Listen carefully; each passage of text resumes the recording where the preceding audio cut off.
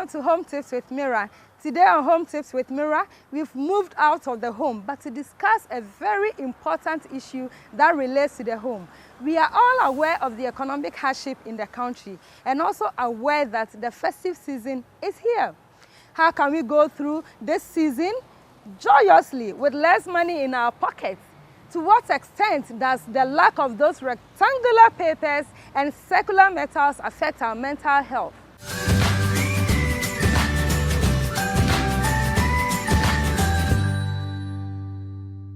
I have with me today Dr. Imelda Asem, who is a resident psychiatrist at the Accra Psychiatric Hospital, to talk to us about how we can joyously go through the festive season with less money in our pockets and without being stressful. But first of all, let me ask you, what is stress? At times, our kids can just worry us and we say we are stressed. We can receive so many phone calls and we say we are stressed. We don't have money in our pockets and we say we are stressed. What at all is stress? So doctor, you are welcome to the show. Thank you. So what is stress? Stress is any change at all that causes any physical, emotional or psychological strain. It's important for us to note that stress is normal. It's a normal body's response to anything that is unexpected. You must recognize that it's not easy to, as you say, tune your mind. Yeah. When it comes to adapting to adverse circumstances, it's one of those things that we humans are not born with. Okay, it is as you grow and then you face like difficult things and then you mature through it and then you learn how to cope. Families, breadwinners. Now the economic situation is dire. Most people end up spending their money on transportation fare to and from work. So how can they have a joyous celebration during this festive season with less money in their pocket? First of all, be realistic. Realize that the value of the money that you used to earn is not the same as it was a year ago. Okay. Reduce your expectations of the things that you will be able to do. And in doing that, you may sometimes have to call your relatives together, including those who are in the village and all those things, and tell them that this year the money is not enough. So we may have to all adjust ourselves. In essence, what you are trying to say is that it might not necessarily be you having money to spend on Christmas or to buy things as it is usually perceived that Yes. Christmas, lots of rice, lots Yes. of chicken, lots of this and that, but you psychologically tuning your mind to say that I choose to be joyful. Whether I have or whether Yes. I don't have. Yes. Would you say that money can buy happiness? No. I mean, it can facilitate it. Okay, it can facilitate happiness, but I can't buy happiness. There is no way you can buy happiness with money because, as I said, it is all about a mindset. Okay. It's all about the way you think and how you perceive things. Okay. Somebody can have all the money in the world, but even with all the money in the world, if they feel like, if they don't feel grateful for the money that they have, if they feel maybe lonely or feel like there's nobody around them who they can trust, you can end up having the money and still be unhappy. Okay. So happiness or joy is, as I said, an inner feeling. It's how you perceive the things going on around you. In my line of work, we call some things cognitive distortions. Okay, it's a big word. Yeah, it's a big word.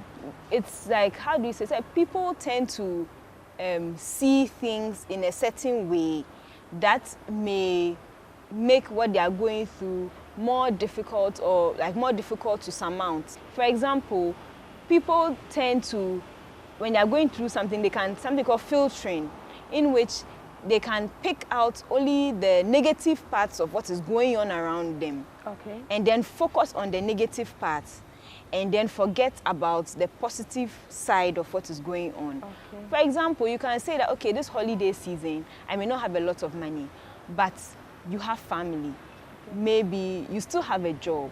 Maybe you still have like people around you. You still have other opportunities to be happy. Okay. So in terms of something like that, we tend to try and speak to people to help them to pick out the positive parts of their life. Some people also do something we call catastrophizing. Something bad is happening. We are all under financial stress. But for you, you take it that this is the end of my life. There's no point to me because I cannot provide a certain gift for my child. I'm a horrible parent. That is like you are taking the whole thing out of proportion, okay? And you are not really being fair to yourself and to other people around you, because at least you cannot say that just because you can't buy a gift or a toy for your child, you are a bad parent, okay? It's not something real.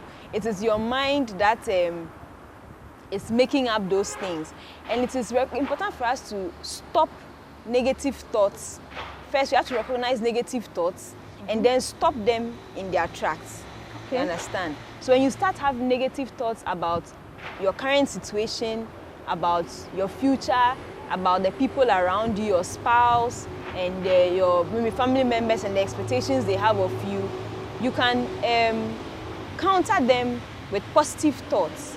So that's what you refer to as the filtering? Yes. Okay. So you can counter them with positive thoughts instead of thinking that, oh, maybe my finances are not enough, I can't do anything this year, we are just staying in the house is going to be boring. You can say, oh, because our finances are not enough this year, we are going to spend a lot of time together.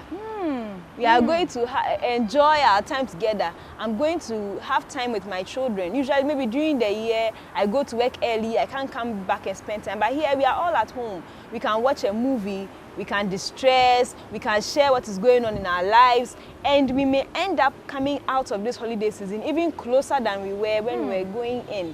Okay, instead of thinking that because I cannot provide this thing for my child, I'm a horrible parent. Why don't you think that I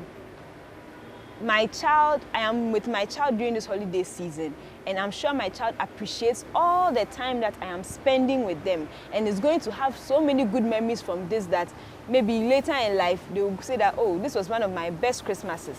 Wow. Yes. Wow. So it is all one's mindset. Yes. Okay. So the little that I've been able to gather from this wonderful conversation is that no matter how much you have, just have a positive outlook, have a positive mindset, and rather look at the positive things in life, filter out the positive things in life. And you made mention of one big word. I think it's what is that? Catastrophizing. Yes. Don't catastrophize. Don't catastrophize. Yes, that's very important. So filter, select the positive ones. Yeah, times are bad. It's everywhere. But look at the positive ones. You have life, you have your kids, you have your neighbors, you have your pets, you have your little garden, you have good health. You wake up and you are strong, you're able to exercise. All those things are, things that adds up to the happiness that we think that we can use money to buy. But in fact, it is for us free of charge. So, Doctor, what are your final words? So to summarize, I would say that our mindset during this difficult time is very, very important. We should try to keep a positive mindset and a positive outlook on everything that is going on around us. In addition to that, we should make sure that we are grateful for all the blessings that we still have. We should have a budget and stick to it and plan ahead for all the things that are going to go on during this festive season. We should make sure we pull all our family members in with us, even as we are going through this season, and explain to them what is happening so everyone understands and everyone is on the same page. In addition, we can also make sure that you maintain a good health. Make sure that you eat well, you sleep well, you are exercising. Okay? Sometimes too, you may need to say no to some things that are going on around you. There are some things you cannot do. There are some places that you may not go, which are out of your budget. So try and learn to say no as well. And in all, let us try and have a very Merry Christmas. All right, let us all try and have a very Merry Christmas. Thank you very much, Dr. Imelda Asem. And I just also want to thank the management of National Theatre for granting us the permission to use their space for this special episode. Thank you so much for watching.